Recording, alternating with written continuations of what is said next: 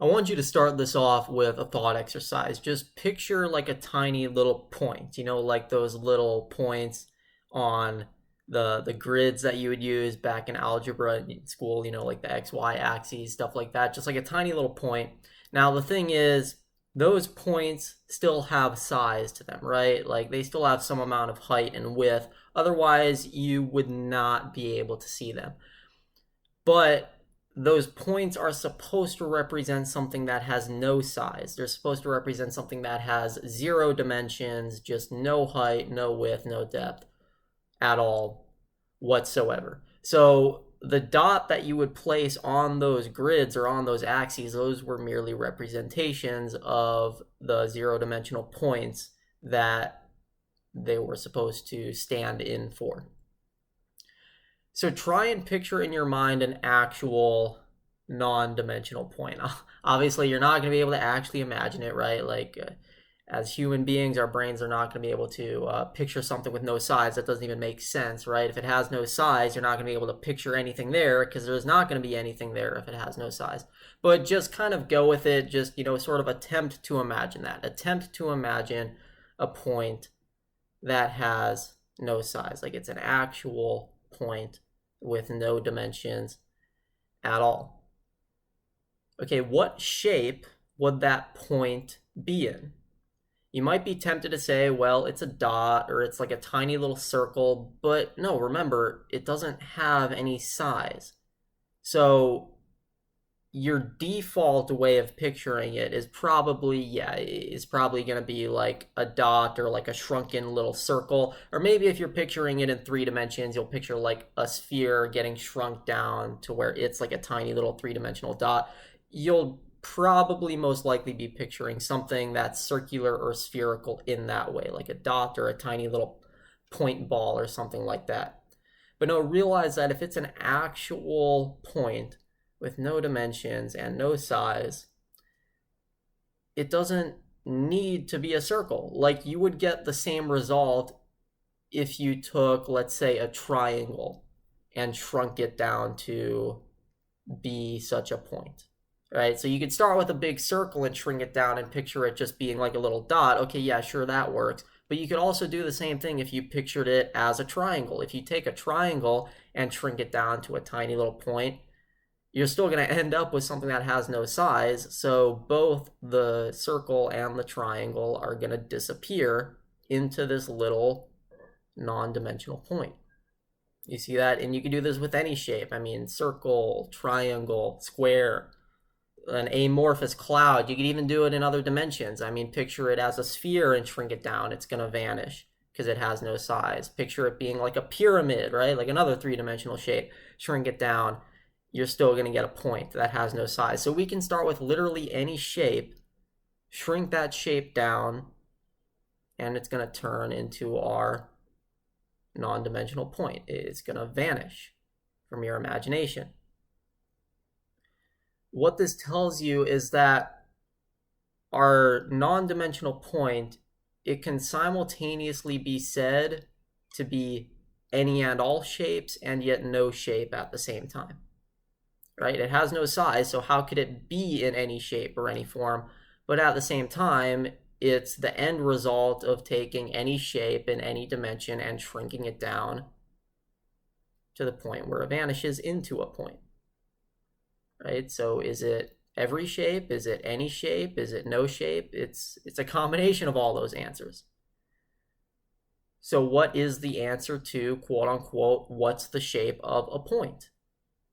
Well, that answer is going to be somewhat contradictory. It's any and all shapes, and yet it's no shape. That's the shape of a point. You see that?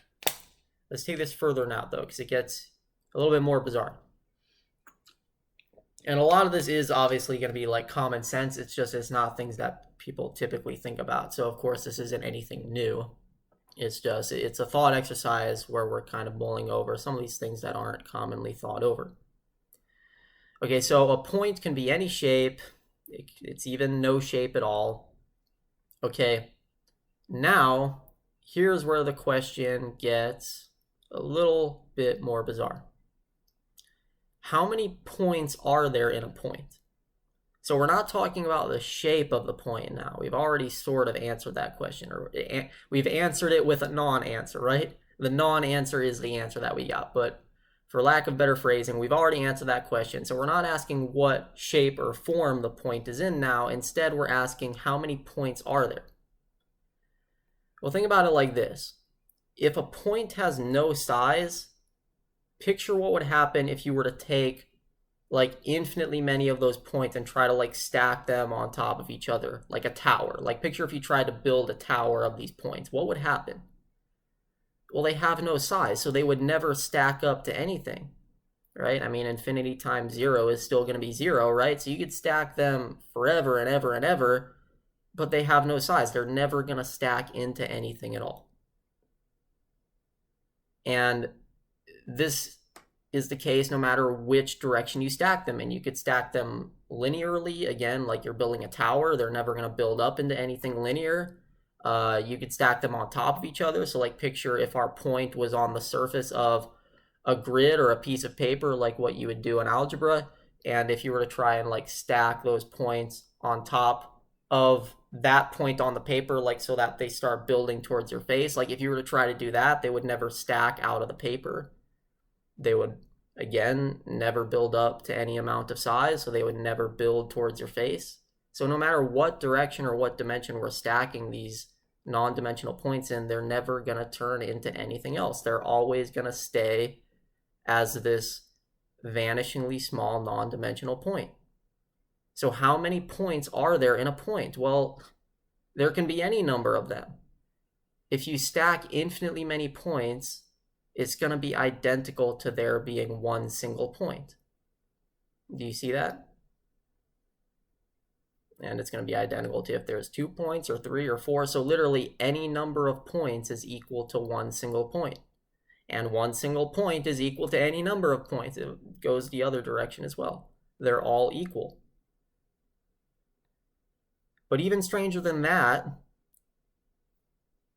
if there were none of these points, that would also be equal to there being 1 point. Because again, the point has no size. It is technically not there. We're picturing it as being there, but that's because, you know, as human beings, our brains kind of have to just try and picture something being there. Otherwise, you know, our imagination isn't going to work. But remember, we're doing that just for lack of better imagination. Like if you try to really picture a point as it is, eventually it gets so small that it's just not there anymore. Excuse me. So if it's not there anymore, like it really like isn't existing in any quantity or any number. If you shrink a pyramid or a sphere or a triangle or any shape down to a point, there's not going to be anything left. There's not going to be anything there. There's going to be 0 triangles, 0 circles, 0 spheres, what have you. So notice that even if the amount of points we had were 0, that would still also be equivalent to there being a single point, because a single point is so vanishingly insignificant that it's as if there is no point there at all, because it's not anything at all. So it's not just that a single point is equal to any number of points, it's also equal to no number of points, right? 0 is equal to 1 is equal to 2, 3, 4, all the way to infinity. But you can go even further with it. It's equal to a negative number of points, because think about it like this. If having a single point is like having no point at all, well then if you were to throw out that point, in other words, if you were to subtract it, you know, sort of go minus 1 point and have 0 points, you will not have made any difference.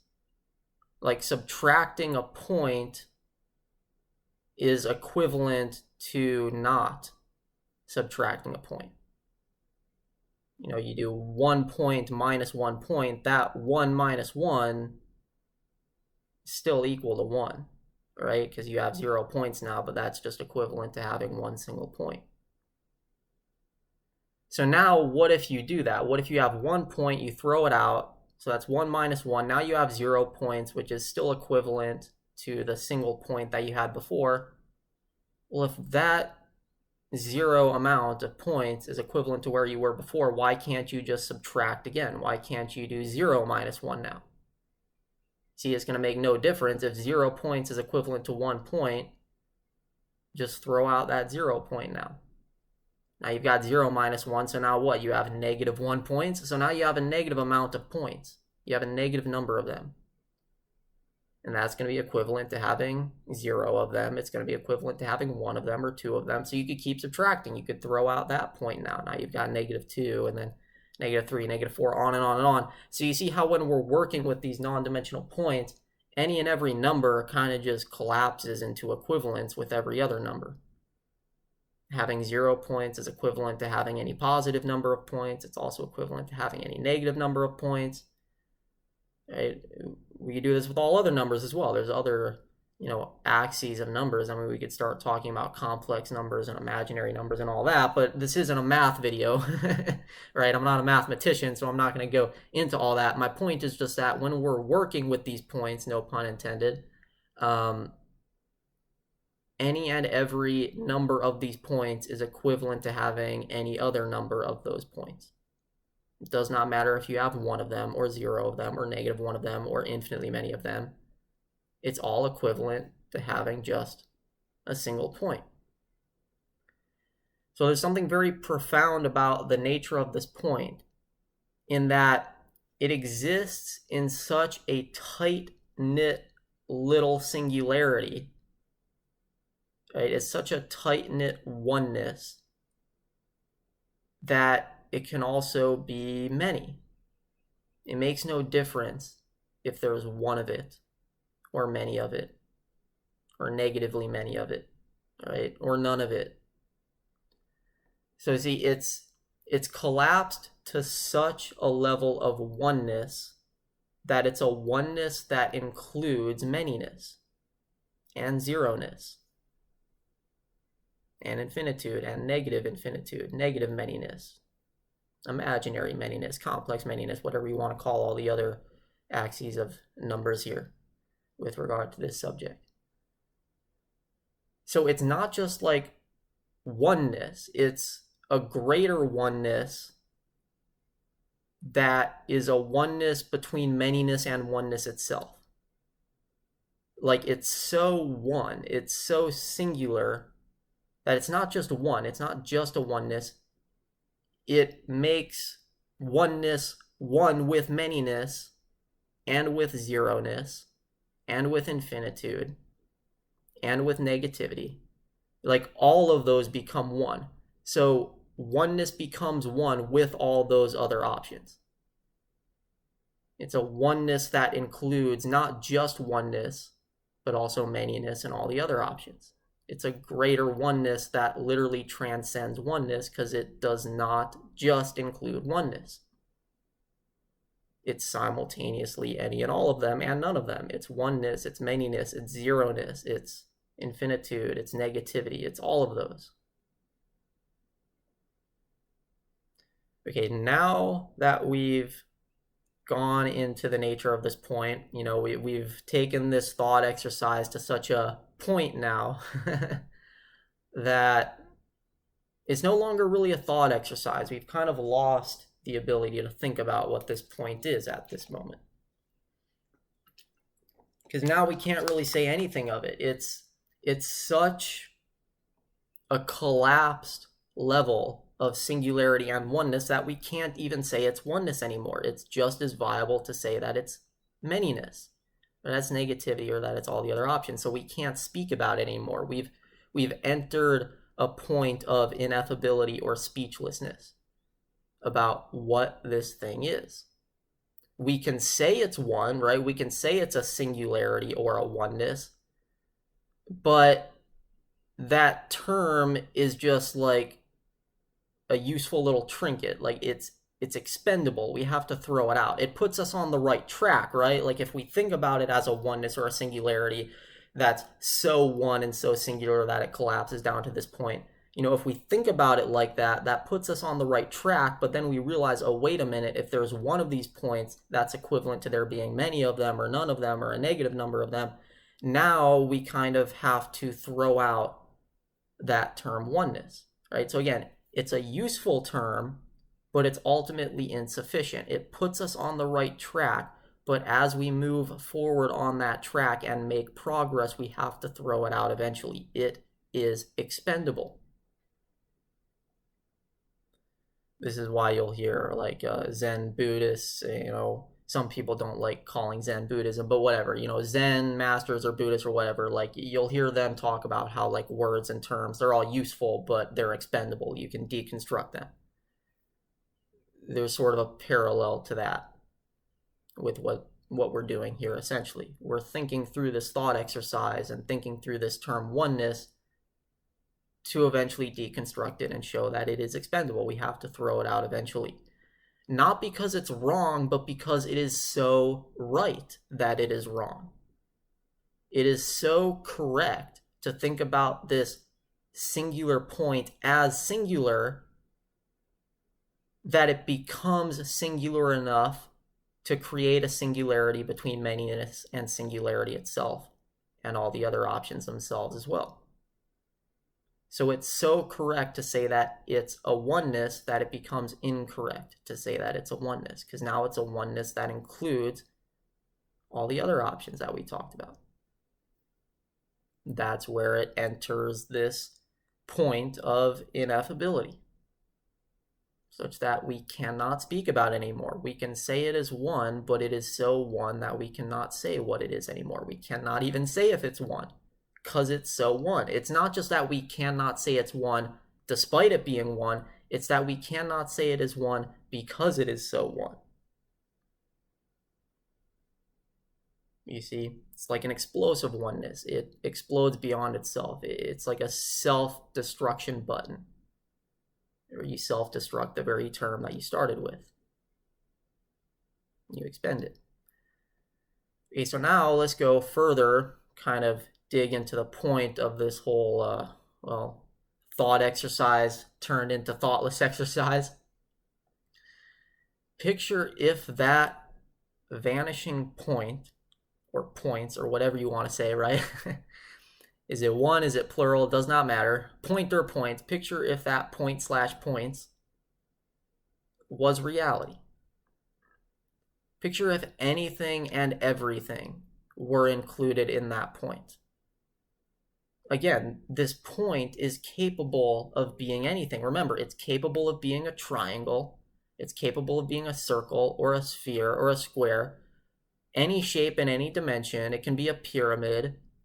It does not matter how complex the shape is. The point could be any of them. It could be in the shape of the earth to a very fine-grained, detailed degree. Like, it could be the shape of the earth to such a fine, detailed degree that that shape of the earth includes the shape of your house and the shape of your room and the shape of all the objects in your room, the shape of your body, the shape of you sitting here watching this video, all of that. Because shapes don't just have to exist in stillness. We forget that, shapes can be in motion. This motion that I'm doing with my hands right now, this is a shape too. We forget that shapes don't have to be still frames, right? Frames in motion are also shapes. So this point existing in the shape of the earth doesn't just have to be a still frame. It can be frames in motion. It can be literally me here right now doing this with my hands and you there watching the video. This point can exist in any and every shape. Everything. It literally includes anything and everything inside of it. Even things that are not shapes, because we have to remember, kind of like what we did with the numbers, it's not just that it can exist as one single point or many points, it can also be no points at all, right? So this point, it's not just that it can be any and all shapes, it can also be said to be no shape at all. So it's not just that it includes all shapes and all forms like the earth, it also includes formlessness. It can be nothing, right? It can be any and all types of nothing. So it's not just that it can be anything and everything. It can be so anything and everything that it even includes any and all nothings. For those of you who delve into the topic of subsistence, that's a different story altogether, but I'm not going to go into that. but it can be so total and so anything, so everything, that it can be all types of nothing.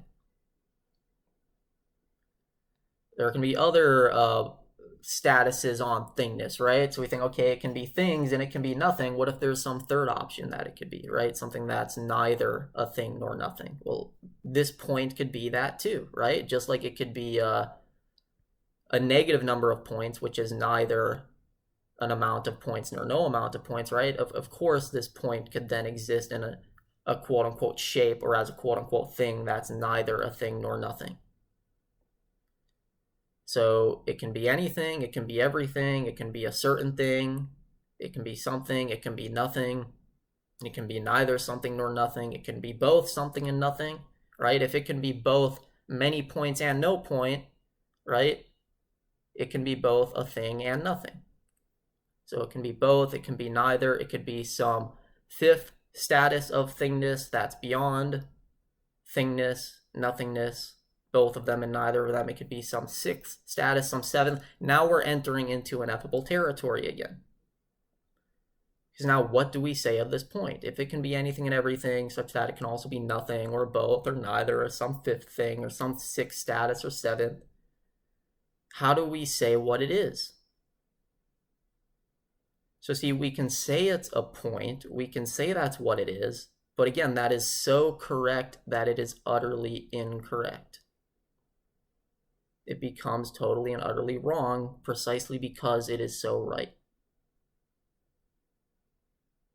So calling it a point or calling it a singularity or saying it's oneness, this puts us on the right track, but these are all expendable terms. They put us on the right track, and because they are so right, they end up being wrong. You see? So picture if reality were this way, right? Like a point that can be anything and everything and include anything and everything, even all types of nothing, even all types of non-existence. So it's not just that it's reality, it's also any and all types of non-reality.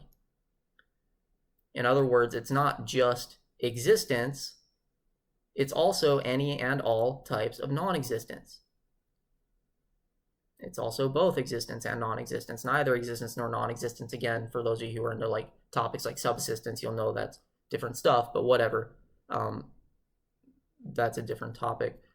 But yeah, it can include all of that. So it can be existence, non-existence, both, neither, some fifth status, sixth status, seventh. It explodes off forever. Such that even in terms of calling it existence, we cannot say what it is anymore.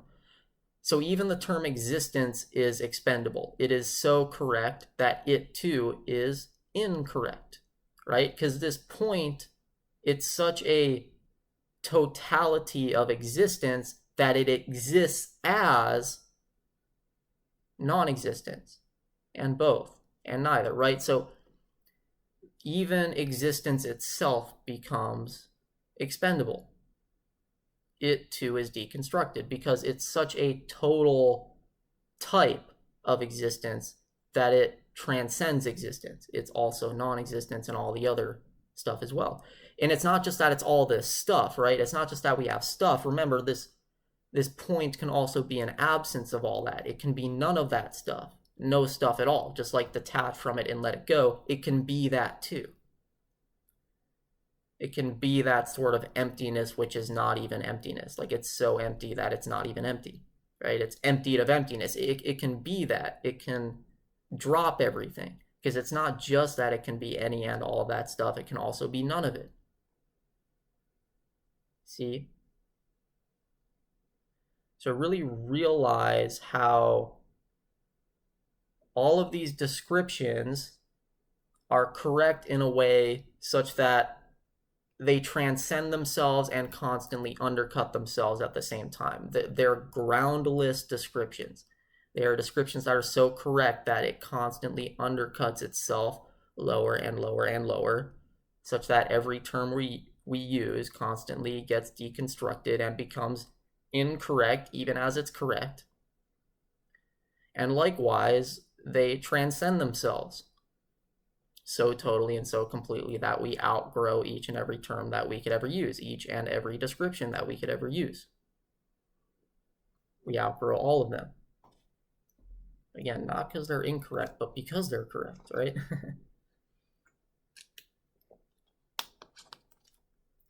This point is not limited even to being a point, right? As we said, it can be no point at all. It can be any other status on pointness, right? It can be a point, it can be no point, it can be both a point and no point. It can be neither a point nor no point. So it's not even restricted to being the very point which we started this entire video with. We started with what it is and found out that because of what it is, it's also not what it is at all. You see how we're almost getting into this territory where we're speaking contradictions, but the contradictions, as nonsensical as they are, they simultaneously make sense.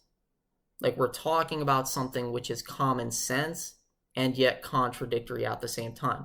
This is how collapsed and non-dualistic and singular this point is that it even collapses the distinction between common sense and contradiction. It is simultaneously logical and illogical. It is so logical that it's illogical. So it's both. It's both logical and illogical. It's neither logical nor illogical. You get it. Now we explode off again into ineffability. We get lost in it, right? We lose ourselves in it. And it's not just that this point is non-dualistic, right? Again, remember, many points are equal to one point. So it's not just a collapsed singularity that's sort of non-dualistic where there's no distinctions. No, there can be any number of points, which means we can have distinction and duality just as objectively as we can have no distinctions or no dualities. So even the duality between duality and non-duality itself collapses. We have both duality and non-duality. Because that's, you could think about it, that's a greater duality. There's a duality between non-duality and duality itself. That's a greater duality that can be collapsed. So now you get a broader non-duality. Okay, so now you have both duality and non-duality. That creates yet another duality between both and neither. So now we need to collapse that duality to where now it's not just that we have both duality and non-duality, we also have neither duality nor non-duality. And that's what this quote-unquote point is, for lack of better terms. It can be non-dualistic, it can be dualistic, it can be both, it can be neither, it can be some fifth status, sixth, seventh, on and on and on. It can be none of them as well. It can be none of them, not even non-duality. Just like throw out all the statuses, it can be that too. So notice how total this quote-unquote point is. Again, now we have to just throw out the term. It's not even proper to call it a point anymore. We reached the point of the conversation we're at by talking about it as a point. But now we see it's not really a point precisely because it's a point. Again, that term, quote-unquote point, it placed us on the right track. We're on the right escalator.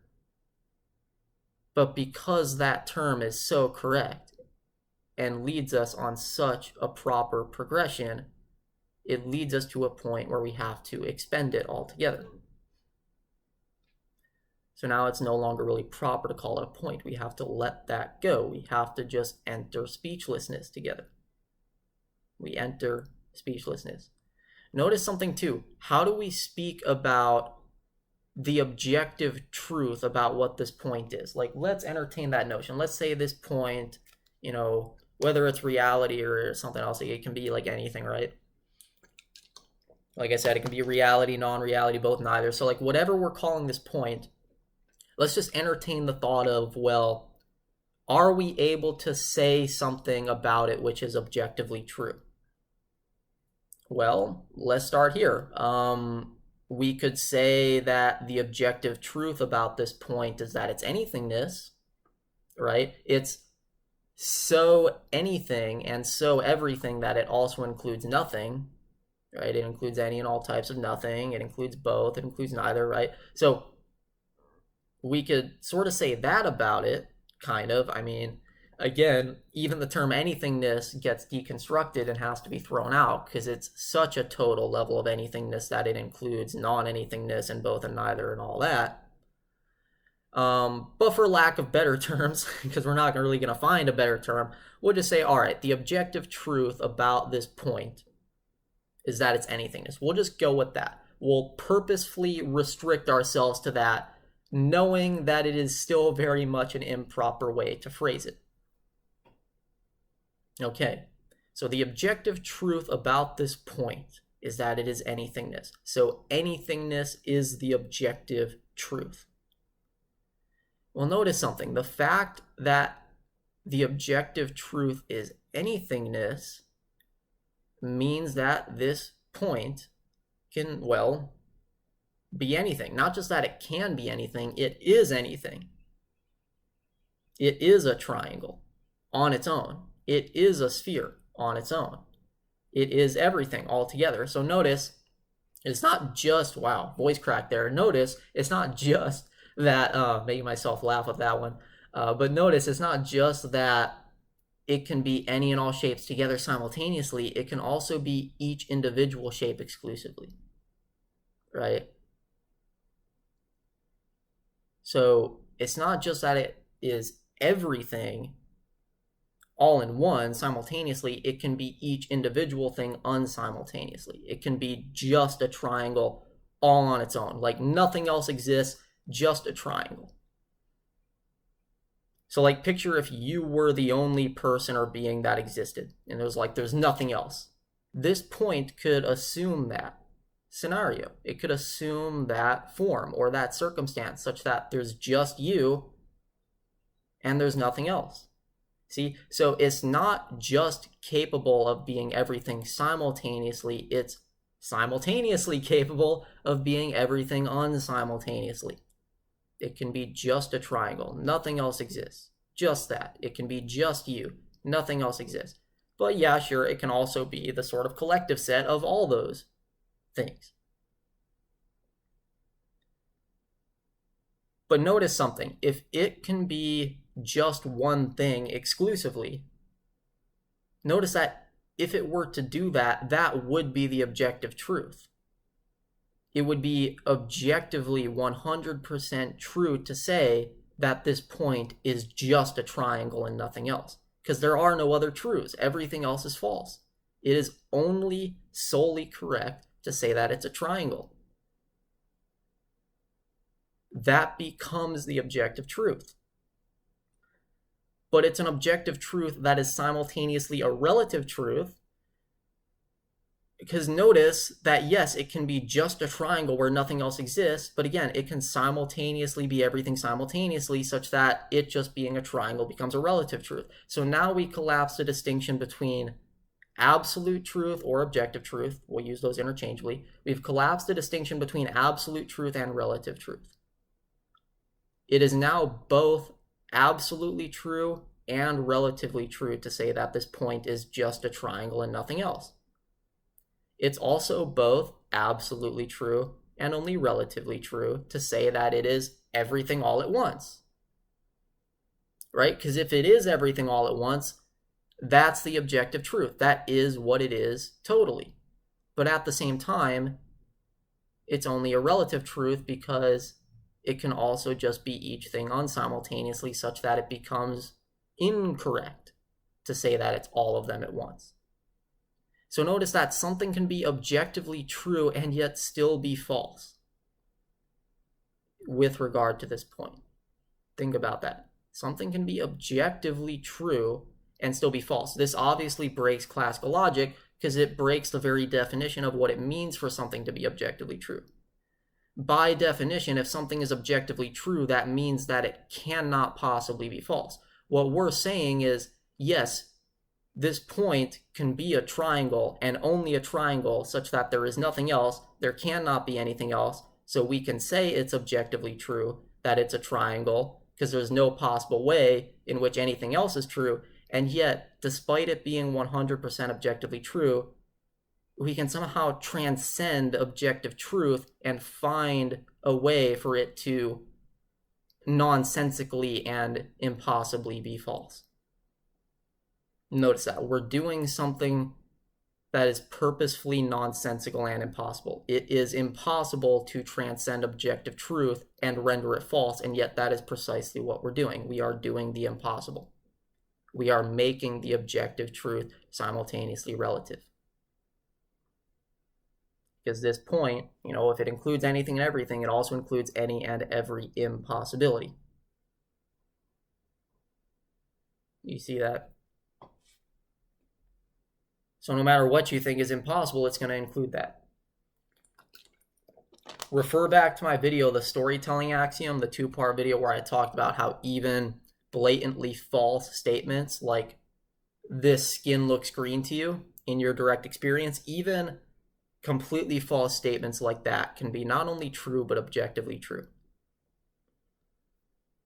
There's a reflection of that in what we're talking about here. The storytelling axiom is one example of how this point would be capable of doing that. There's obviously going to be all sorts of other ways we could do it, all sorts of other methods, because this point is going to include any and all methods, even impossible ones. So the storytelling axiom is just one example. It's merely one example. Do not take it as the only way that that could be done. But there's ways for false statements to simultaneously be true, and impossibilities to simultaneously be possible, and objective truths to simultaneously be false and relative. Notice that. And so here's the final part of this. So I use this point as an analogy for the condition that I'm immersed in, this condition that I talk about, which, I call anythingness, but is so anything and everything that, again, it kind of leads off to this like sort of Zen ineffability, like what we're going over here. People ask me, Ethan, how do you not go insane with such a condition? I mean, you say you're experiencing anything and everything. That means you're experiencing what it's like to be Darth Vader, as physically as Ethan knocking on this desk, right? You're experiencing what it's like to shake Peter Griffin's hand from Family Guy. You're experiencing what it is like to be SpongeBob in the SpongeBob universe. Like, obviously, this is very insane stuff. If you're a psychologist watching this, I would actually love to talk to you to actually, speak about these things. I don't care if I receive a diagnosis or anything. It's just, it's something that's there, regardless of what it is, right? Again, it can be anything, so I don't care if it's diagnosed as like a mental deficiency, because whatever it is, it's there, and it's something that I find to be very beautiful, whether or not it's, this or that or the other thing. So it's like, okay, Ethan, you're immersed in all this stuff. How do you not go insane? Well, 2 main answers to that. There's other answers as well, but 2 of the main ones I'll go over here is, first of all, it's such a tight-knit, coherent singularity that, yes, okay, it includes all this incoherence, but all the incoherence is wrapped up into this singularity, which is so singular that it's like the most coherent thing ever. It's just effortlessly there. Like, think how effortless it is for a point to just be what it is. Again, it's so effortless that it doesn't even have to be there at all. There being no points is equivalent to there being 1 point. So the point can be what it is without even needing to be there at all. That is how effortless it is. It is so effortless that it's the most coherent way to be. All the incoherence is wrapped up in such an effortless level of coherence. It's like, how would that drive you insane? But all right, the second reason that I'll go over here is also because, again, remember, it's not just that this point can be anything and everything simultaneously. It can also be all those things unsimultaneously. So as I'm here, making this video, recording this video, speaking through this body in this life as Ethan, with regards to Ethan's experience, there's only Ethan. Like, okay, yeah, the other stuff is happening too. I'm immersed in that too. But in a contradictory manner, that stuff is also not interfering. It's like, yes, it's there, but at the same time, it's not. There's just Ethan. There's a quote that I've actually shared with some people who have asked me this question, because it somewhat gets the point across, though not to such an irrational degree. I'm going to have to paraphrase it because I don't quite remember it, but whenever I used to go to this yogurt shop with my parents. Yeah, I know, such a profound place to find a quote. But whenever I would go to this old yoga shop with my parents, I saw a quote on the wall, and paraphrased, it said, "The sun can ripen a batch of grapes as if it has nothing else in the universe to do." Think about that. As massive and powerful as the sun is, it can give such thorough care and nurture to a batch of grapes and ripen them that it's as if that's the only thing it's focused on. And that's the sun. The sun is a finite thing. Now picture something that is so boundless that we cannot even say it's boundless. It is so absolutely infinite that it's unconstrained even from infinity itself. Like this sort of anythingness where we enter that point of ineffability, as was the case with this point analogy that we've been going over. Picture something that is that total. If the sun can nurture a batch of grapes as if that batch of grapes is the only thing that exists, picture what this point of anythingness is capable of. I can just be here as Ethan, as if Ethan is all that exists. There is nothing else. There is just the triangle. So that's the second reason why it doesn't drive me insane, but there are experiences I'm immersed in where I am going insane, so let's not take that as something that's, universal. But in terms of just me here as Ethan in this life, those are a couple of the reasons as to why it does not drive me insane and, why I'm able to be somewhat coherent. But even with that said, I have still had insane ideas in the past in this life as Ethan. I mean, I have videos that I've taken down because I consider them wrong now. I actually want to write like a picture book. I want to hire an illustrator to help me write a picture book of some of the beliefs that I used to have when I was like 11 years old. Because they were all some pretty wacky shit, let me tell you. Like, when you're experiencing this condition that I have, I mean, experience isn't the proper term because it also includes non-experience, but whatever, when you're immersed in this condition that I have, it's easy to be confused and not really understand what exactly reality is. Because what is reality, right? Like, at this point can be anything. What the hell do we say of it? So I used to have very crazy ideas about what reality was. This is why I have to do what I call dialing in. I have to sort of dial in and sort of ground myself here to really, come to my senses and know what things are like. Because, before I do that, I can have a lot of crazy ideas, and certainly I've had them in the past. Like, I'll just give a couple quick examples. I'm not going to fill up this video to the brim with examples, but a couple examples. When I was like 11, I used to like literally believe that there were physical like demons and devils beneath the surface of the earth. Not like a Christian way. It's not like I was some like Christian or anything. Like, no, like I just believed that physical beings like that really lived on this planet. Because that's something that exists in this point of anythingness that I'm talking about. Like, physical things exist, not just mind stuff. You have to understand this point. It's not just limited to consciousness. It's also so limitless that it's capable of transcending even consciousness.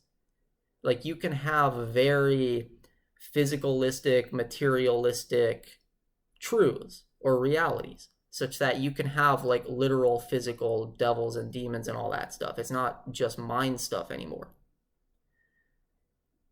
So if there's earths like that within this anythingness, it becomes very easy to get confused and think that you're living on such an earth. You think you're on an earth in which there's those physical demons and devils and all that, other physical stuff. So I used to have very bizarre spiritual ideas. I still do. Although I wouldn't really consider myself spiritual anymore. I'm kind of moving out of that now, because as I ground here in this life more, I start to see that with this condition of mind, I've taken the extraordinary so far that I'm coming full circle on the ordinary. Like, so again, remember, if this point can be anything, notice that it can also just be a perfectly ordinary universe in which there's no paranormal abilities. There's no crystals. There's no chakras or chakras. There's no ethereal beings or, aliens. Like, that is a way that this point could be. It could be a very ordinary reality.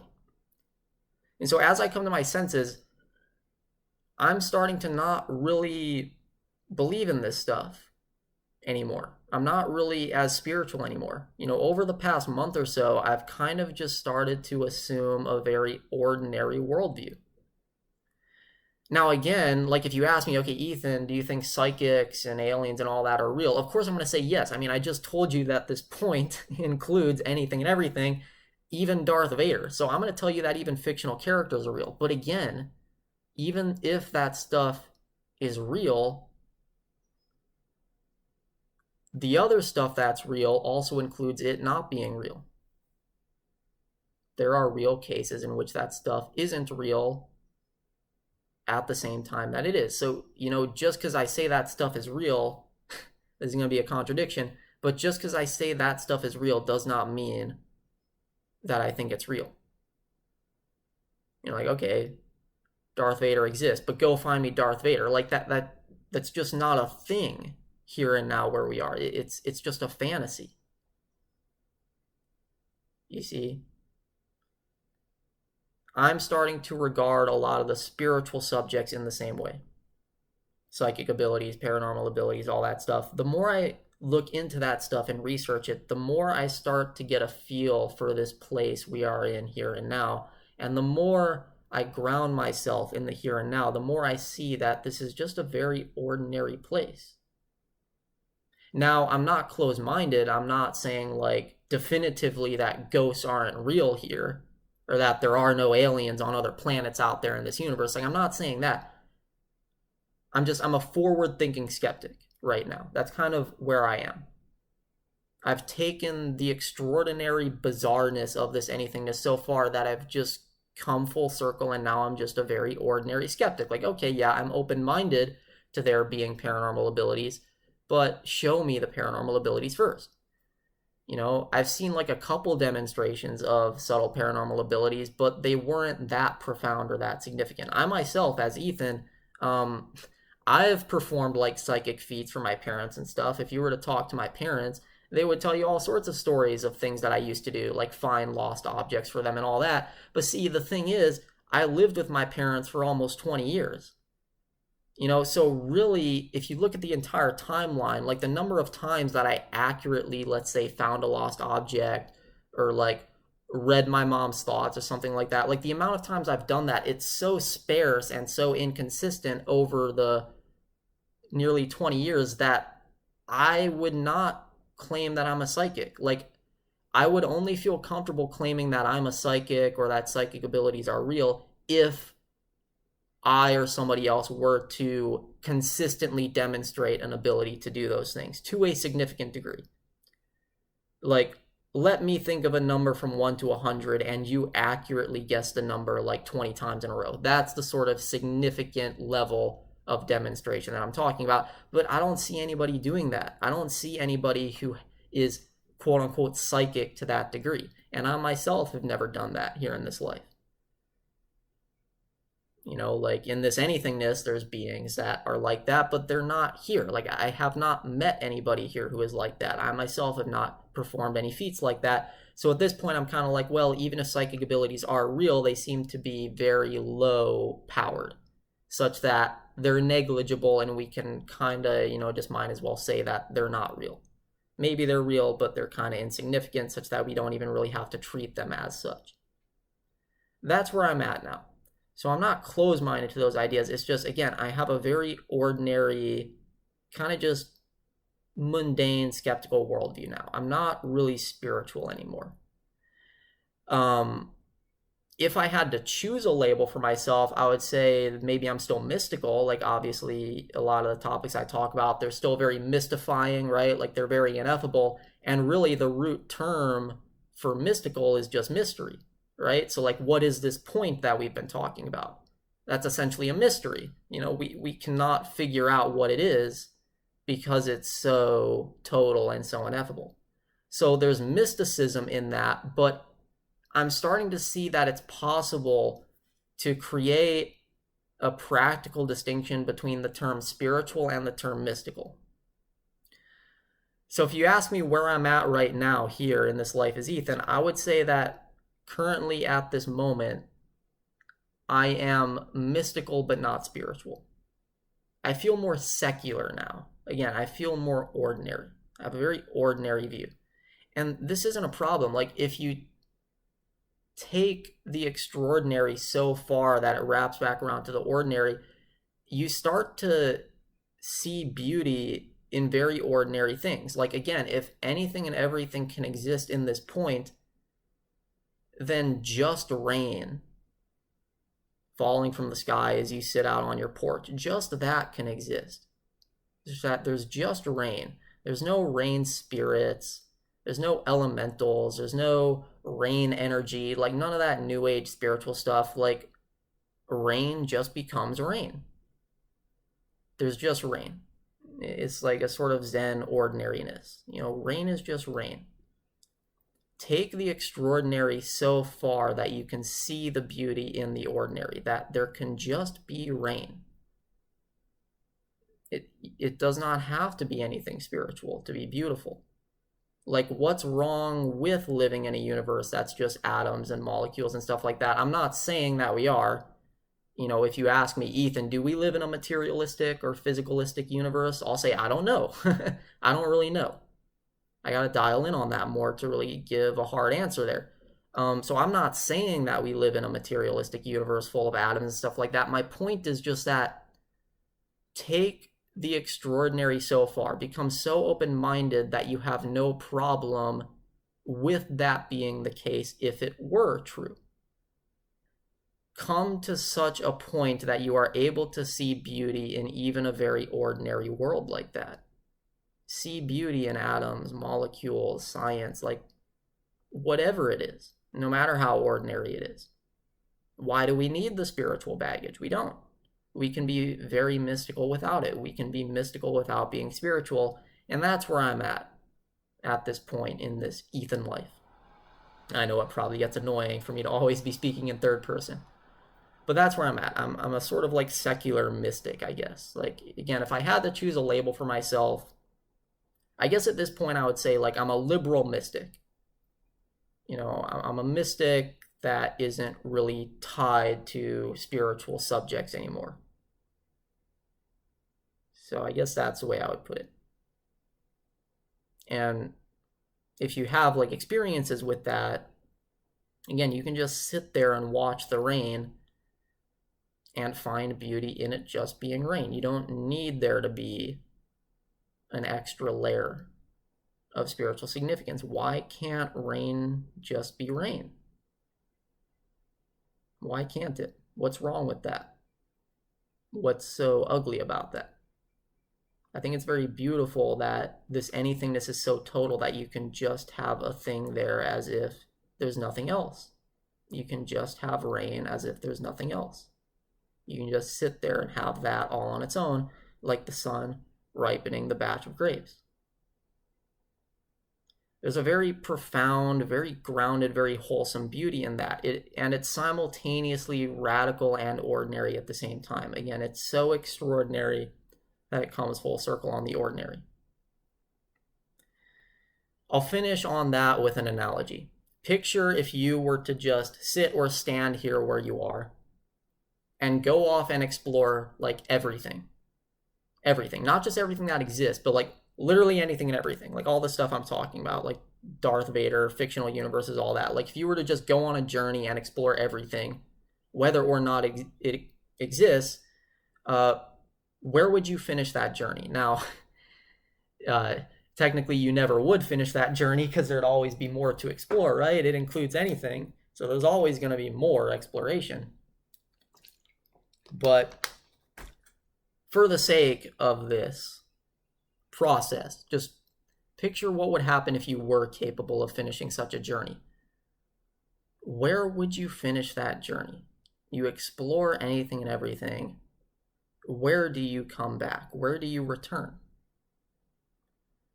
you would, intuitively at least, return here, now. You would come back to the very place in which you started. This ordinary place, this position, here and now. Just this. I'll leave you with that. Let me know if you have any questions about anything, and until next time, hope you all enjoyed. Create a nice day.